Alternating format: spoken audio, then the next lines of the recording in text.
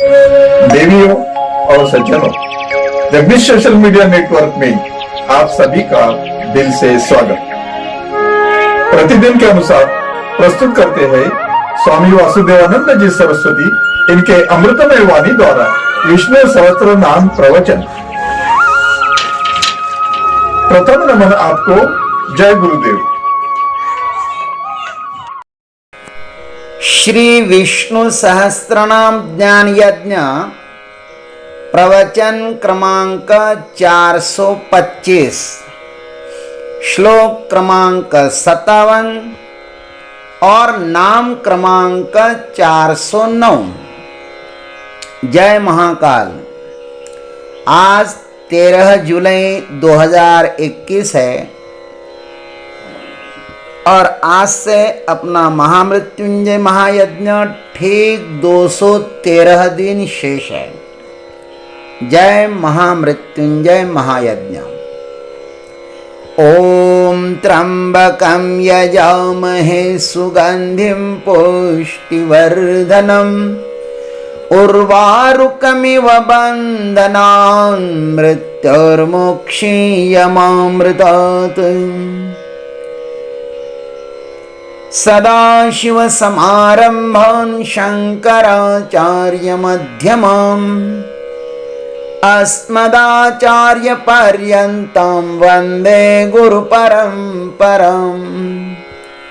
नमः चिन्मयदेवाय तेजोमयाय धीमहि सुबोधानन्दरूपाय नमः पुरुषोत्तमाय च।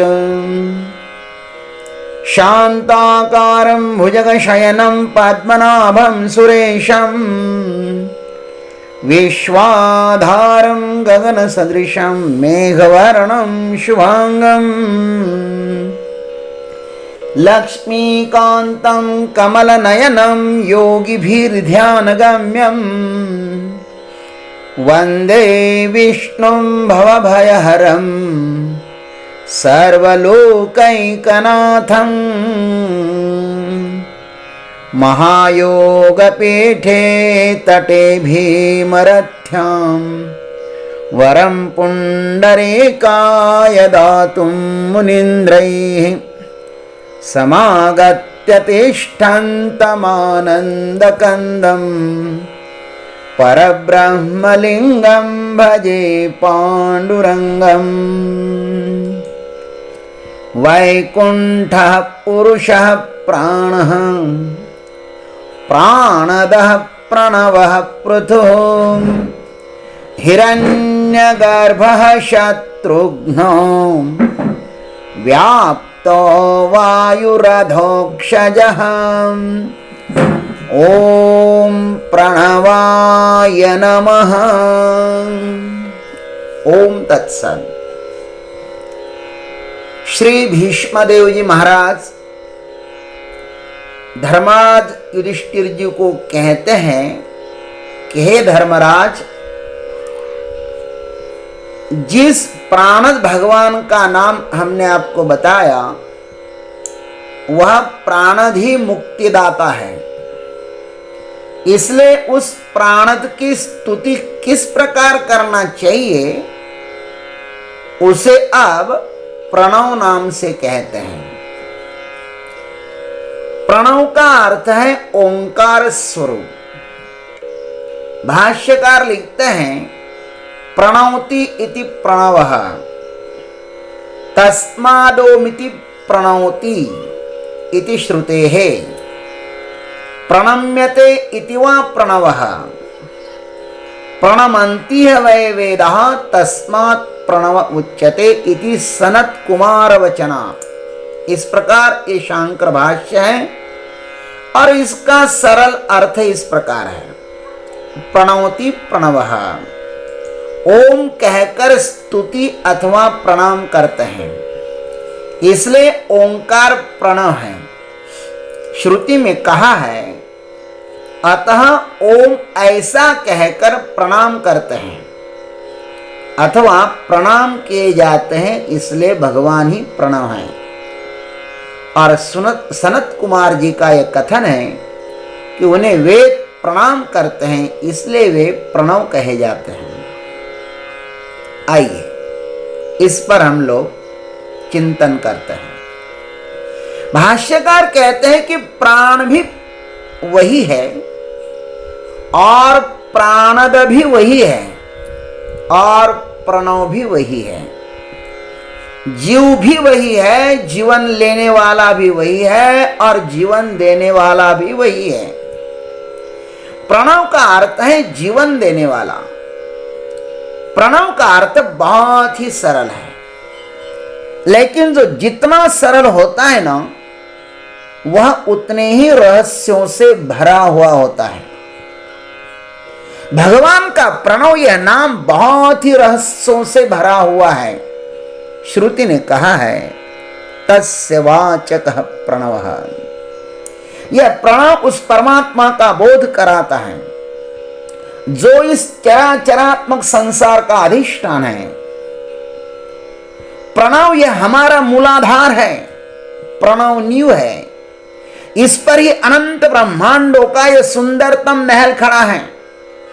वृक्ष का मूल अथवा मकान की नींव दिखाई नहीं देती, किंतु उसके अस्तित्व पर कोई भी संदेह नहीं किया जा सकता।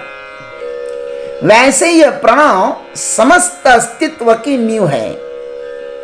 कठश्रुति ने कहा है सर्वे वेदा यत् पदमामनन्ति तपांसि सर्वाणि च यद् वदन्ति। सारे वेद जिस परम पद का बारंबार प्रतिपादन करते हैं और समस्त तप भी जिस पद की प्राप्ति के साधन है, ऐसा तत्व यह प्रणव ही है। गीता जी में भी कहा है प्रणवः सर्ववेदेषु। मैं वेदों में प्रणव हूं। श्रुति भी कहती है कि यह प्रणव परमात्मा के अनेक नामों में श्रेष्ठ माना गया है।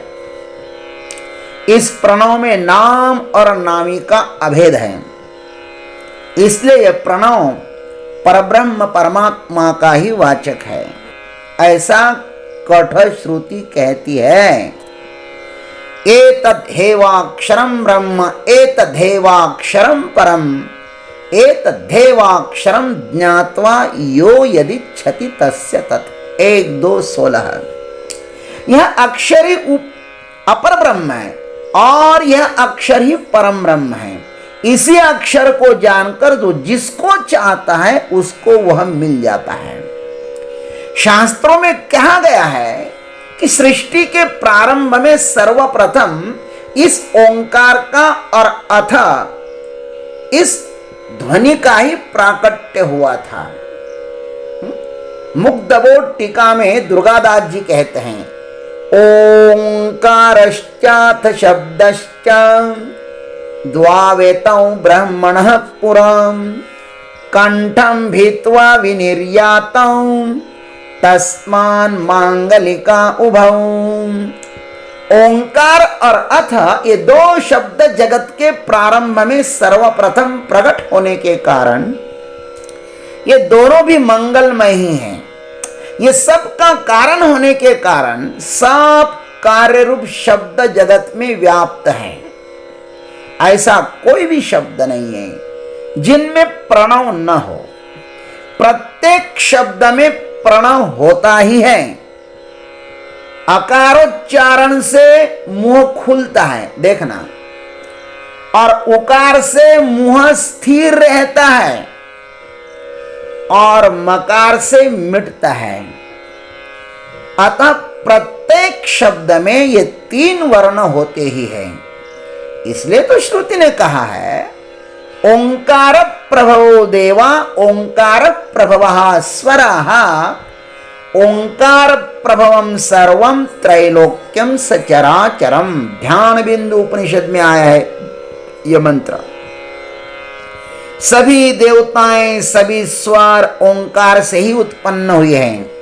यह सारा जगत ओंकार से ही उत्पन्न हुआ है मेरे भाई।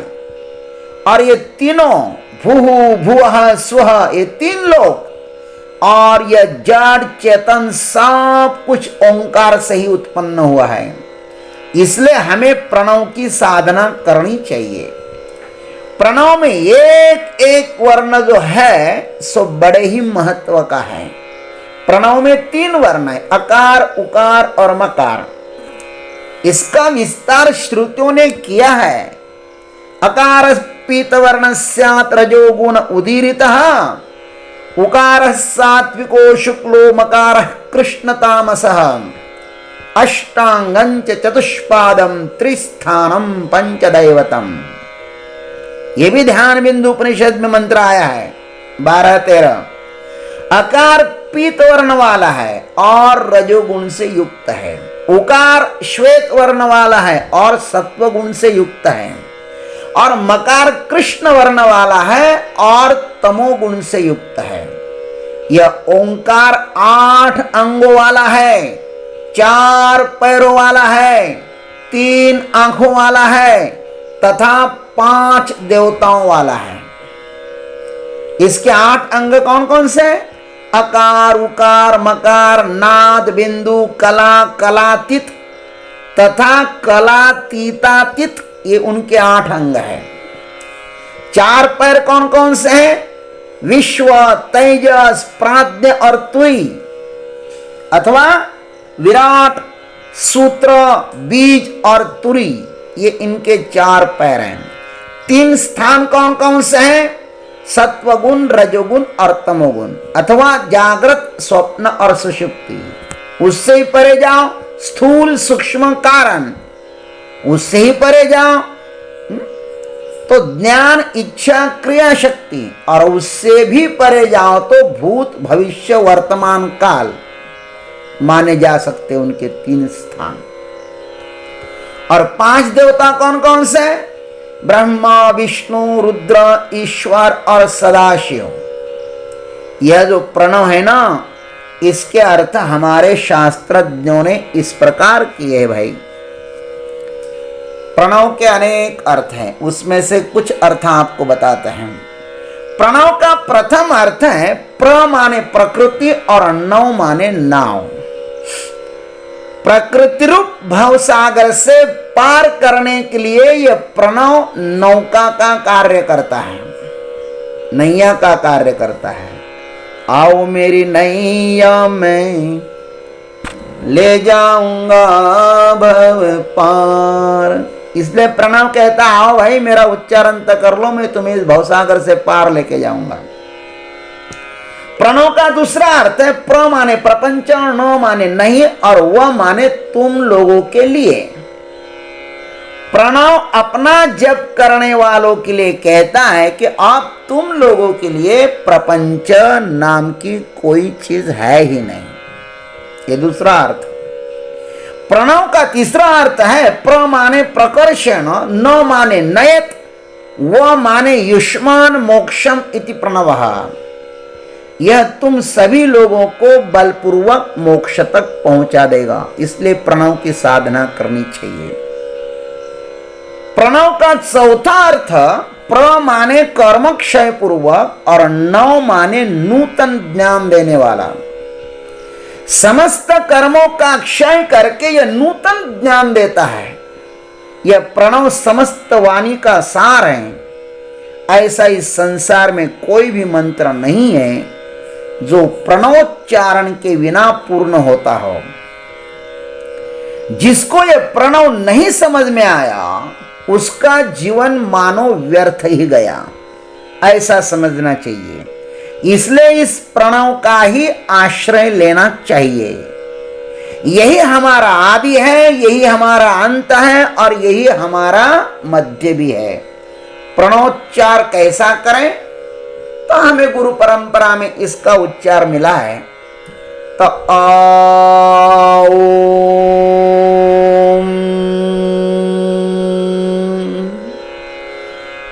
जब हम प्रणवोच्चार करते हैं तो उसमें अकार भी आना चाहिए, उसमें उकार भी आना चाहिए और उसमें मकार भी आना चाहिए।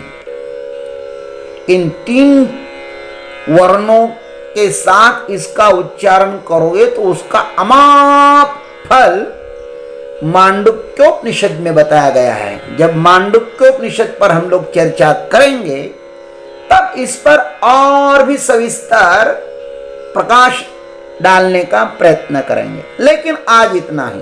ओम तत्सत। जय गुरुदेव, जय जगदीश्वर, जय जय महाकाल। अभी आप सुन रहे थे स्वामी वासुदेवानंद जी सरस्वती इनके अमृतमय वाणी द्वारा विष्णु सहस्त्र नाम ज्ञान यज्ञ प्रवचन का अगला भाग लेकर कल सुबह फिर उपस्थित होंगे। हरिओम।